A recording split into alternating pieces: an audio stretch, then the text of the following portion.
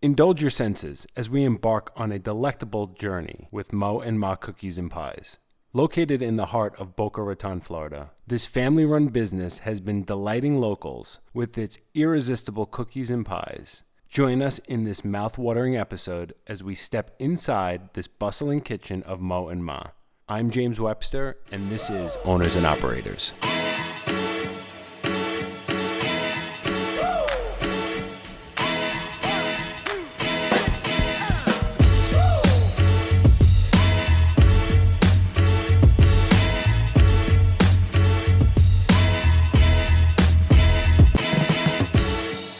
Monica, thank you for welcoming us into your business today. Thank you. Usually I start with owners and operators likes to get into the businesses, understand how they operate. How did you get into baking? So my mother, we're from El Salvador. Mm-hmm. So she had a bakery, two bakeries in El Salvador. And apart from that, she always worked in the restaurant industry for many years. So she taught me a lot about that part. And then when we came here, we always wanted to open a business, and a bakery just was the right thing to do. How did you come up with the name of your business? So it honestly was a process. So my sister came up with the idea of combining the initials of my name and my mother's name, and we liked how it sounded. And then the logo, it came out naturally because Mo, it's for Monica, it's a cookie, and then it has a moon because we're open late. Okay. So this is a cookie, and then my mother's name is Marisa. Okay. And then the A, it's a pie. So it's a cookie and a pie, which is they're our staples product. Sure. So it worked out perfectly. Yeah. That's pretty cool. Yeah. One thing I noticed is the shape of the cookie is different than most other places that I've been. Mm-hmm. It's a little bit thicker. Correct. So they're thicker because we try to put a filling within the dough, and because the way we also bake them, we use special ovens. In the pan also, it's Got it.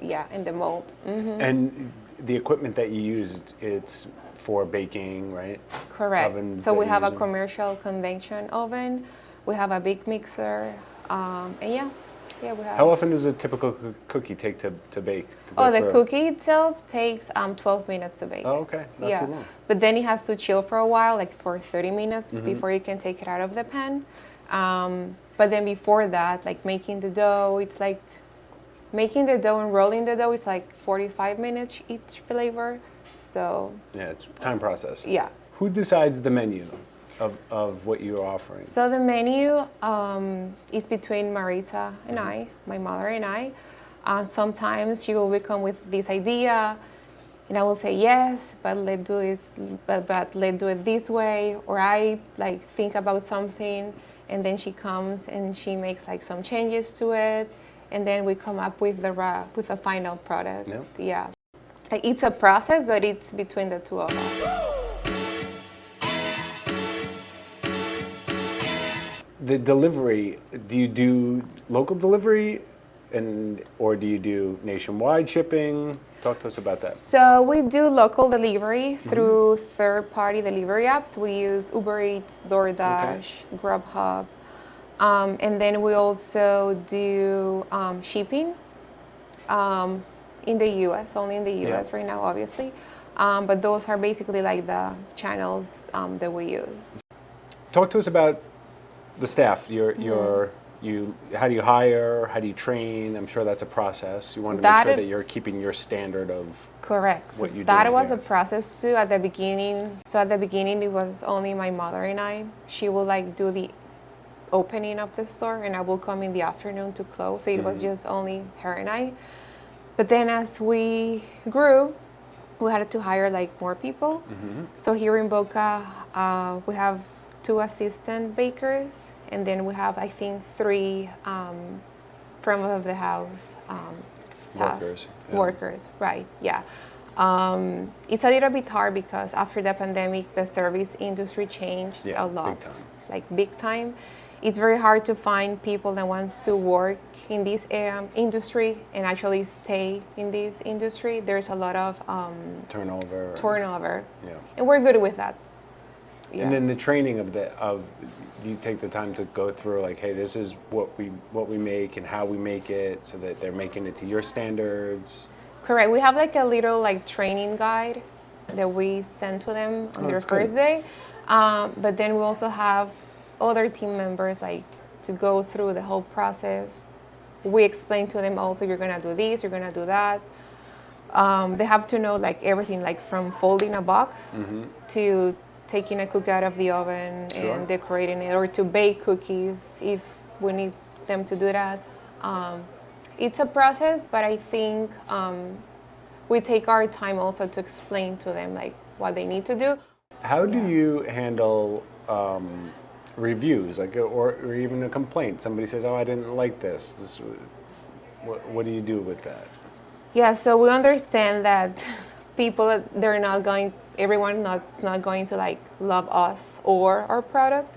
So if we ever get a bad review, we try to understand our client, know what their issue is, try to investigate what happened, and we try to make things right to them.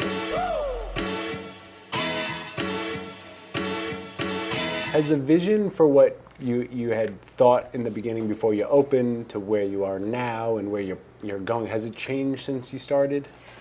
So honestly, at the beginning, our main focus was the cookies and the pies. But then as we opened and we moved on, we got a lot of requests for gluten-free, sugar-free, and keto, even vegan options. So you have to we have made some changes to our menu, and our vision obviously changed. Now we have more options to offer. What do you think your biggest challenge is that you have today that you're dealing with, or maybe your biggest challenge you had to overcome in business?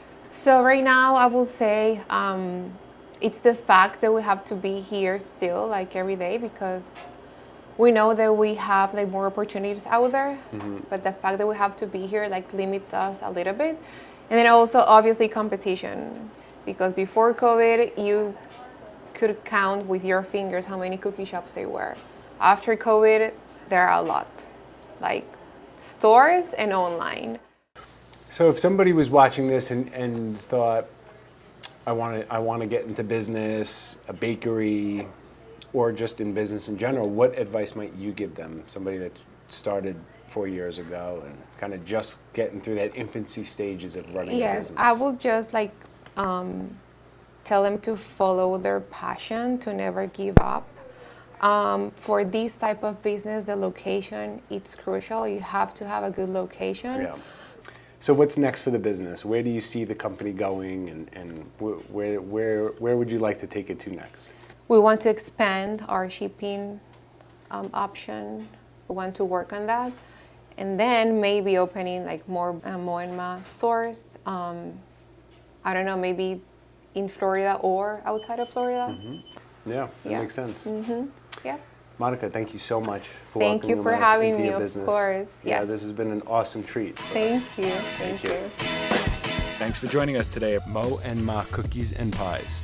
We hope you've enjoyed this episode and look forward to bringing you inside more interesting businesses like this one. So be sure to punch that subscribe button and follow so you don't miss out. If you're interested in having owners and operators showcase your business, please comment below, and we